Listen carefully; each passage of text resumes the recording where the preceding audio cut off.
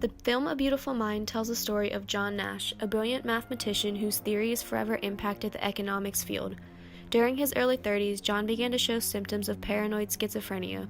After spending several years in a psychiatric hospital, he slowly started to learn how to cope with this illness and how to lessen his symptoms.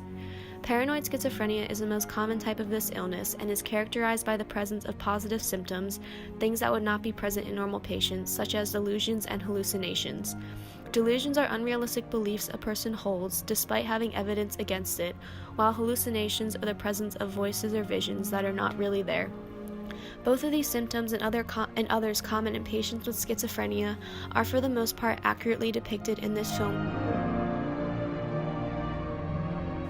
Shortly after John begins working at Princeton University, he is asked to help uncover a Soviet plot by a man named Parcher who works for the United States Department of Defense. After becoming more and more invested in it, John becomes convinced that the Soviet spies are out to get him. While delivering a lecture at Harvard University, John mistakes the mysterious men in the crowd for these supposed spies. And conventional number theory,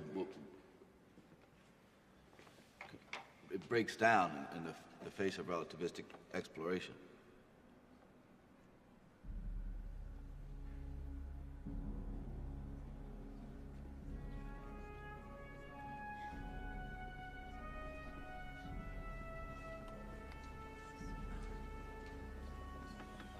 Sometimes our expectations are betrayed by the numbers.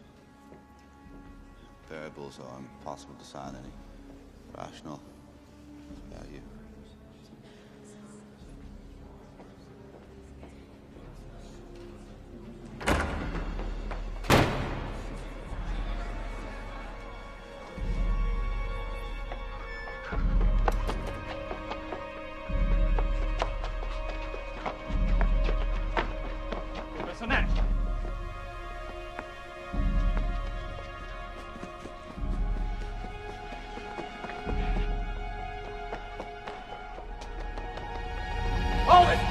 Professor Nash?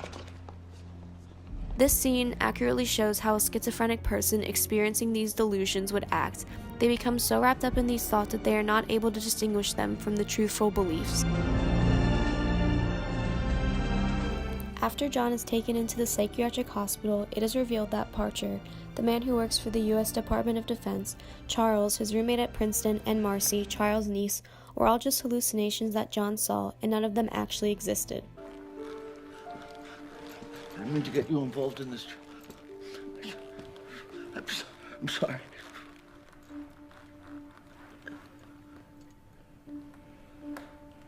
Charles?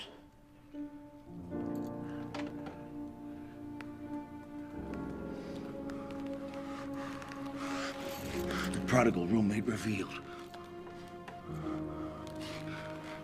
Saw my name on the lecture slate.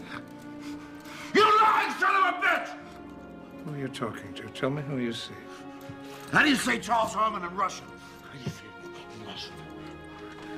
There's no one there, John. There's no one there.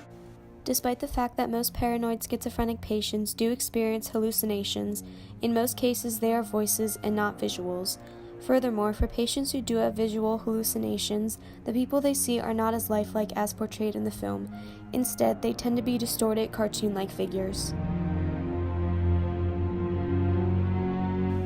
For many patients with schizophrenia, this disorder causes them to show a lack of interest in their personal relationships. In this film, John meets and falls in love with Alicia, one of his students. The two go on to get married and have a son together.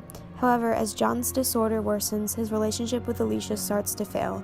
She no longer trusts him to care for their son, and his delusions and hallucinations lead him to accidentally injure her. This disruption of relationships is a symptom that many patients with this disorder experience.